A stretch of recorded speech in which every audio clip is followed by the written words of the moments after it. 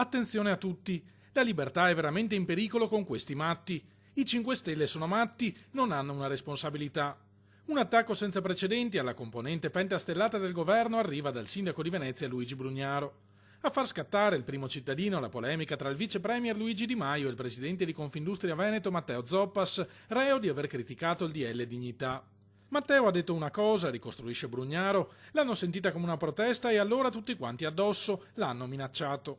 E questa cosa è l'ennesima vergogna che è successa. Il presidente Zoppas ha fatto delle affermazioni assolutamente libere, dignitose, rispettose tra l'altro, che forse hanno urtato la sensibilità di qualcuno, o ti va bene che fai protesta solo tu, e se io ti rispondo non va bene. Questa si chiama libertà e democrazia, dobbiamo difendere, per cui massima solidarietà al presidente Zoppas e guai a chi lo minaccia. Poi ogni giorno un ministro dice una cosa e un altro ne dice un'altra, rincara da dose il sindaco. Non è questo il modo di governare.